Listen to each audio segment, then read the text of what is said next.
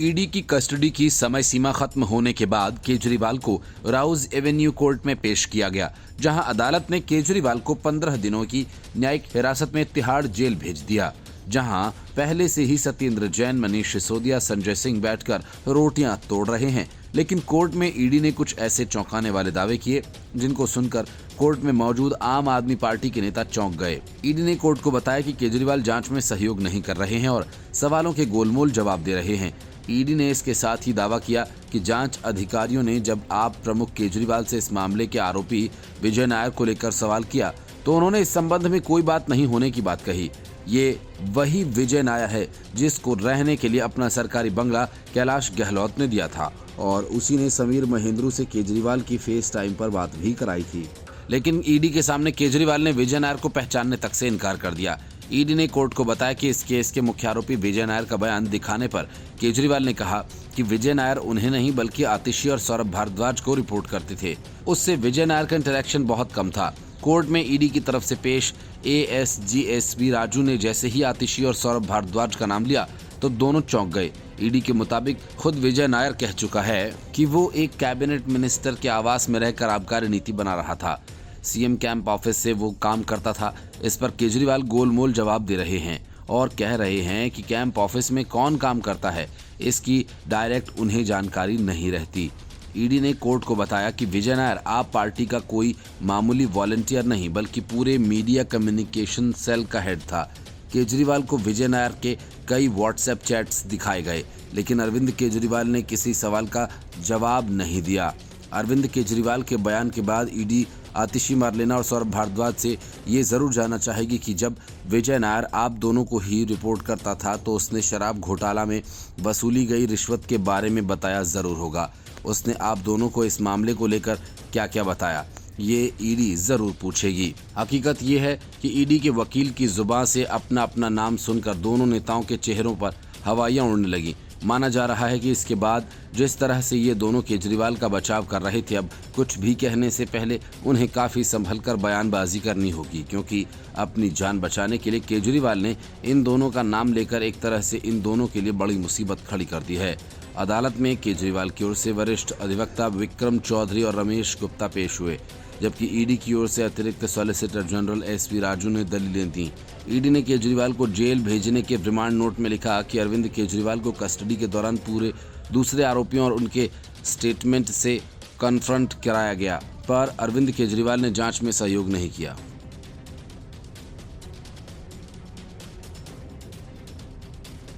लगता है अरविंद केजरीवाल अपनी गर्दन बचाने के लिए अपने वफादार और करीबी नेताओं की बलि देने पर आमादा हो गए हैं।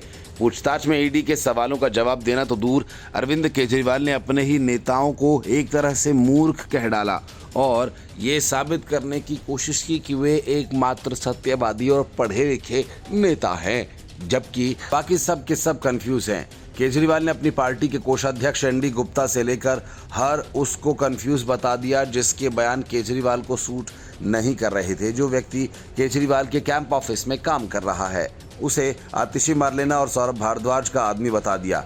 इसके बाद तो पार्टी में भूचाल आ गया।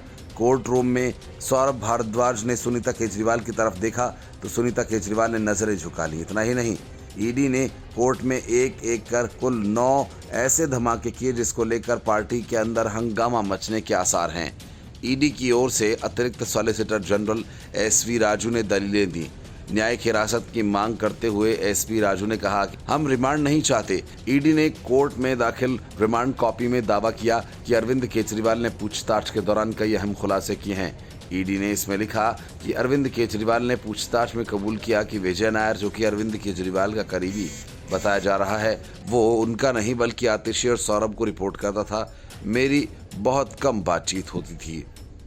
जबकि खुद विजय नायर कह चुका है कि वो एक कैबिनेट मिनिस्टर के आवास में रहकर आबकारी नीति बना रहा था।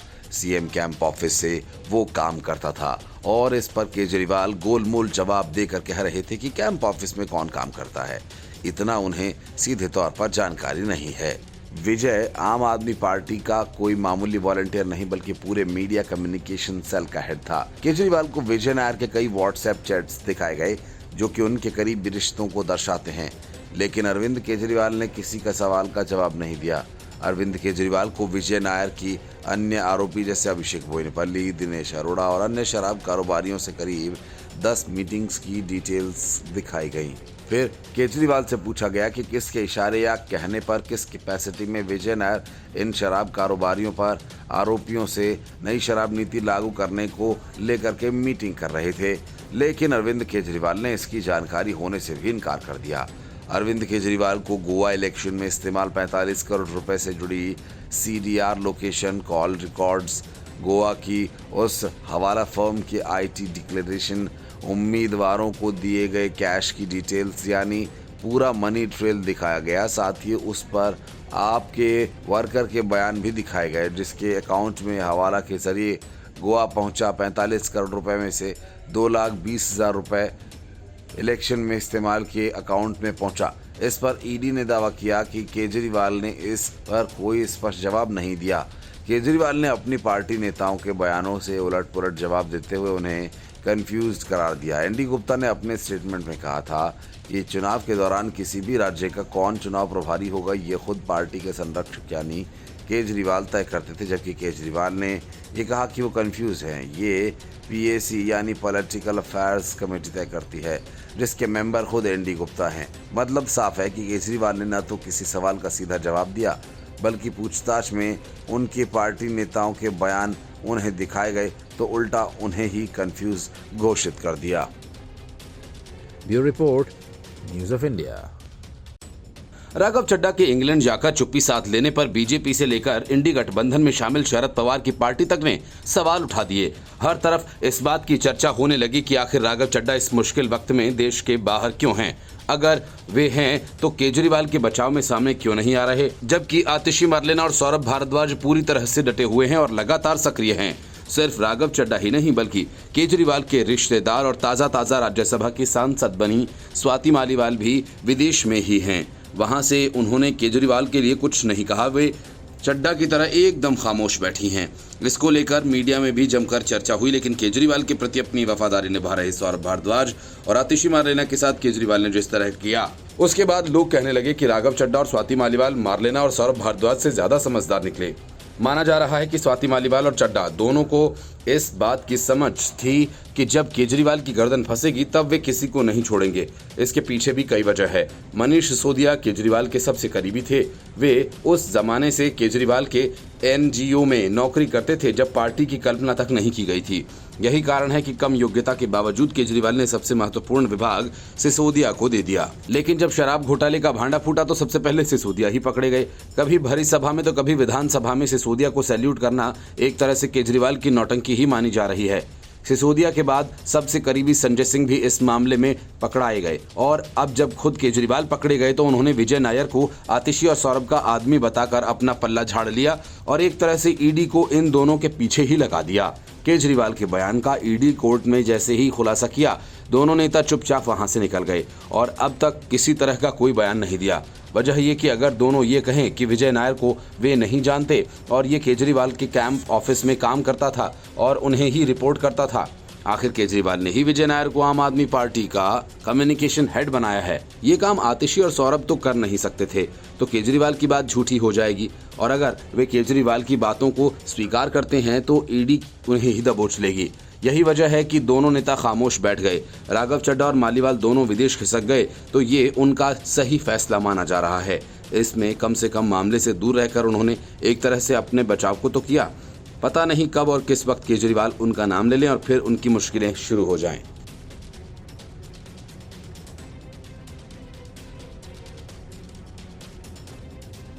Bureau report, news of India. शराब घोटाला के किंगपिन आखिरकार तिहाड़ जेल भेज दिए गए। ईडी ने केजरीवाल की रिमांड अवधि बढ़ाने की कोई मांग नहीं की तो कोर्ट ने अरविंद केजरीवाल को 15 दिनों की न्यायिक हिरासत में तिहाड़ जेल भेज दिया। लेकिन ईडी ने कोर्ट को यह भी कहा कि अगर जरूरत पड़ी तो केजरीवाल को फिर से रिमांड पर लेगी। ईडी की तरफ से कोर्ट में पेश हुए SV राजू ने कहा कि केजरीवाल जांच में सहयोग नहीं कर रहे। सब बताने का मकसद ये है कि हम आगे भी केजरीवाल की कस्टडी की मांग कर सकते हैं। मामले में अरविंद केजरीवाल की ईडी की हिरासत अवधि पूरा होने पर आज अदालत में उन्हें पेश किया गया।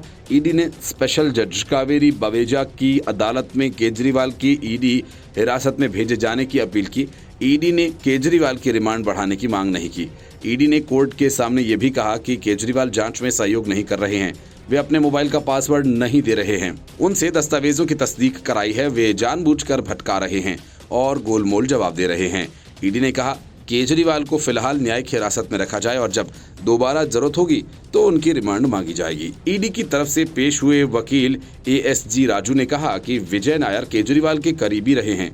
केजरीवाल ने पूछताछ में कहा कि नायर उन्हें रिपोर्ट नहीं करता था, आतिशी को करता था। आतिशी का नाम पहली बार कोर्ट में लिया गया। दरअसल ईडी ने आबकारी नीति से जुड़े मनी लॉन्ड्रिंग मामले में 21 मार्च की रात को आम आदमी पार्टी के राष्ट्रीय संयोजक अरविंद केजरीवाल को गिरफ्तार किया था। कोर्ट रूम में आम आदमी पार्टी के कई बड़े नेता मौजूद थे। ताजा राजनीति में लॉन्च हुई अरविंद केजरीवाल की पत्नी सुनीता केजरीवाल के अलावा मंत्री गोपाल राय आतिशी के अदालत में मौजूद रहने पर अदालत के फैसले के बाद अरविंद केजरीवाल ने कोर्ट में अर्जी देते हुए दवाएं, किताबें साथ ले जाने की अपील की। उन्होंने जेल में पढ़ने के लिए रामायण, गीता जैसी किताबें मांगी। मनीष सिसोदिया ने भी तिहाड़ में पढ़ने के लिए गीता और रामायण की डिमांड कोर्ट से की थी। केजरीवाल के तिहाड़ जाने के बाद हर दिन सुनीता केजरीवाल के उनसे मिलने का सिलसिला भी थम गया। अब सुनीता केजरीवाल की मुलाकात जेल के नियमों के आधार पर हो सकेगी। तिहाड़ में केजरीवाल के लिए पहले से ही इंतजाम किए जा चुके हैं, क्योंकि जेल अधिकारियों को भरोसा था कि केजरीवाल का अगला ठिकाना तिहाड़ ही बनेगा। केजरीवाल तिहाड़ जाने से शायद सबसे ज्यादा खुशी सुकेश चंद्रशेखर को होगी, जिसने केजरीवाल के गिरफ्तार होने के बाद एक पत्र भी लिखा था और कहा था कि तिहाड़ क्लब में स्वागत है। अरविंद केजरीवाल की रिमांड सोमवार को खत्म हो रही थी। ऐसे में ईडी ने उन्हें राउज एवेन्यू कोर्ट में पेश किया। ईडी ने कोर्ट से सीएम केजरीवाल की रिमांड न बढ़ाकर उन्हें न्यायिक हिरासत में भेजने की मांग की। ईडी ने कोर्ट से कहा जरूरत होगी तो बाद में फिर रिमांड लेंगे। ईडी ने दावा किया दिल्ली शराब नीति को तैयार करने और लागू करने में भ्रष्टाचार हुआ है। केंद्रीय जांच एजेंसी ने मुख्यमंत्री अरविंद केजरीवाल को मामले में मुख्य साजिशकर्ता करार दिया है। आबकारी नीति मामले में पूर्व डिप्टी सीएम मनीष सिसोदिया और संजय सिंह जेल में हैं। ईडी का कहना है कि दिल्ली शराब नीति से अर्जित किए गए पैसे का आम आदमी पार्टी ने गोवा विधानसभा चुनाव और अन्य कामों के लिए इस्तेमाल किया है। ईडी ने गोवा भेजे गए 45 करोड़ के मनी ट्रेल का पूरा पता लगा लिया और सारे सबूत जुटा लिए हैं। इसलिए केजरीवाल के साथ अब आम आदमी पार्टी पर भी खतरे के बादल मंडराने लगे हैं, क्योंकि उसी ने अपराध से अर्जित आय के मजे लिए थे। हालांकि आम आदमी पार्टी ने न सिर्फ इन आरोपों को सिरे से नकारा बल्कि एक रटा रटाया जवाब भी दिया। केजरीवाल को चुनाव प्रचार से रोकने के लिए बीजेपी ईडी का सहारा ले रही है। हालांकि ये तथ्य है कि केजरीवाल की सियासी हैसियत इतनी नहीं कि वे पीएम मोदी या बीजेपी के सामने कोई चुनौती पेश कर सकें, लेकिन आम आदमी पार्टी ऐसा ही मानकर चल रही है।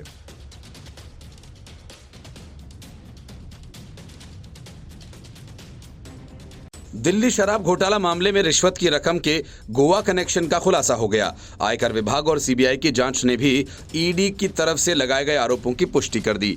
शराब घोटाला की रकम में से आम आदमी पार्टी ने 45 करोड़ रुपए गोवा विधानसभा चुनाव के प्रचार में खर्च किए थे। ईडी के दावों और सीबीआई और इनकम टैक्स विभाग की तरफ से की गई पुष्टि के बाद केजरीवाल आम आदमी पार्टी दोनों पर शिकंजा कस सकते हैं।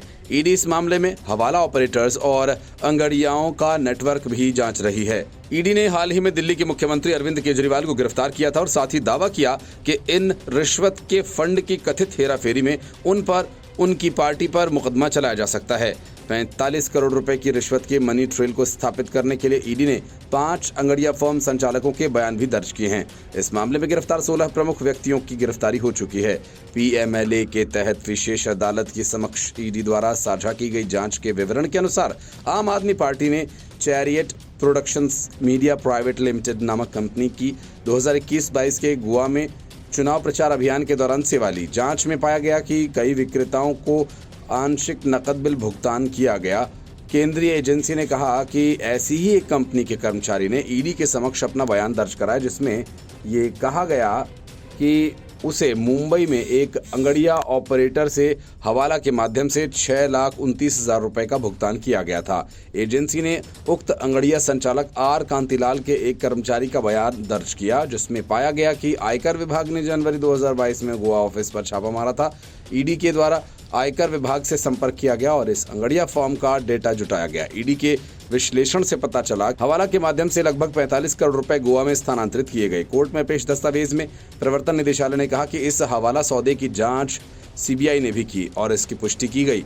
अंगड़िया हवाला जैसी अनौपचारिक कुरियर और बैंक सेवाएं हैं। और इनका उपयोग विशेष रूप से हीरा और आभूषण के व्यवसायियों द्वारा सरकारी करों और कर्तव्यों से बचने के लिए बड़ी नकद राशि में अन्य कीमती सामान स्थानांतरित करने के लिए किया जाता है। आम आदमी पार्टी और उसके नेताओं ने इन आरोपों को सिरे से खारिज किया।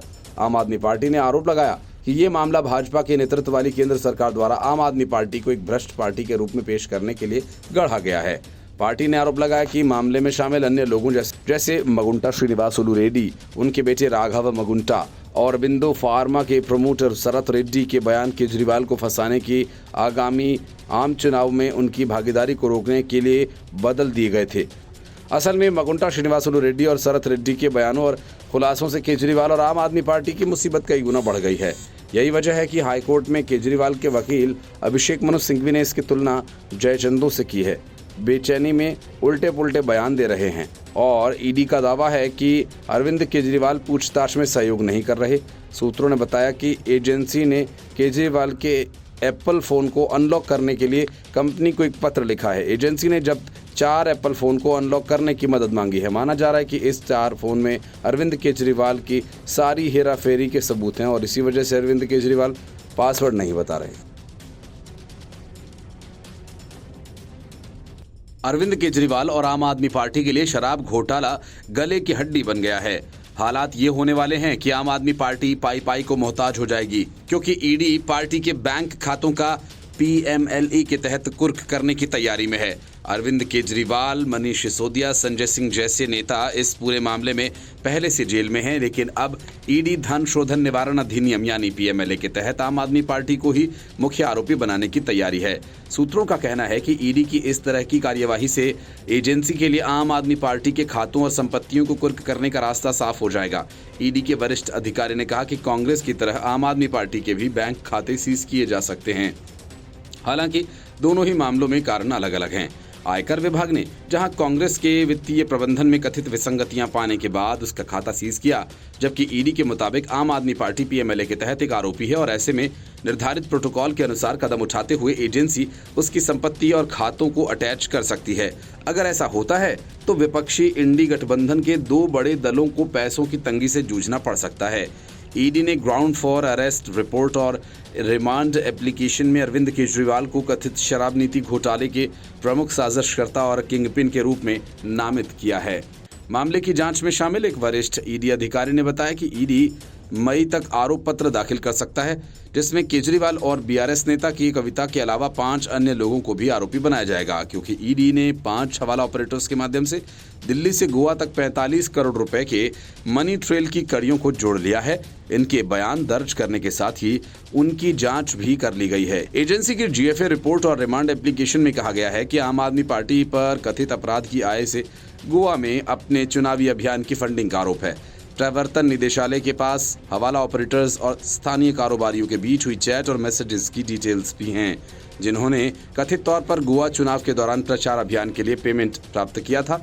ईडी अधिकारी ने कहा कि उनके बीच बातचीत की डिटेल से पता चलता है कि पैसा हवाला चैनल्स के जरिए दिल्ली से गोवा तक कैसे पहुंचा। यहाँ कुछ पेमेंट्स नकद और कुछ चेक्स के रूप में किया गया था। हम गिरफ्तारी के लिए आधार और रिमांड आवेदन में इसकी पूरी डिटेल दी है। आरोप पत्र के साथ और भी सबूत एवं दस्तावेज संलग्न किए जाएंगे। ईडी के एक वरिष्ठ वकील का कहना है कि ईडी तय कानून अनुसार अपराध की आय को अटैच कर सकता है। जांच से पता चला कि गोवा में चुनाव प्रचारक और अन्य राजनीतिक गतिविधियों से फंडिंग के इस्तेमाल किया गया था और पैसा शराब नीति घोटाले से आया था। पिछले 2 वर्षों से जांच चल रही है। ये भी स्थापित किया है कि आम आदमी पार्टी के नेतृत्व वाली सरकार द्वारा नीति निर्माण और संबंधित इकाइयां PMLA के तहत आती हैं। ये संज्ञेय अपराध हैं। एक अन्य वरिष्ठ अधिकारी ने बताया कि PMLA की धारा 70(1) के तहत जिस पार्टी ने अपराध की आय का आनंद लिया या इस्तेमाल किया, उसकी संपत्ति PMLA की प्रक्रिया के अंतर्गत आती है। इस अधिनियम के उल्लंघन का दोषी माने जाने पर उसके खिलाफ कार्रवाई करते हुए दंडित किया जाएगा। Bureau report, news of India.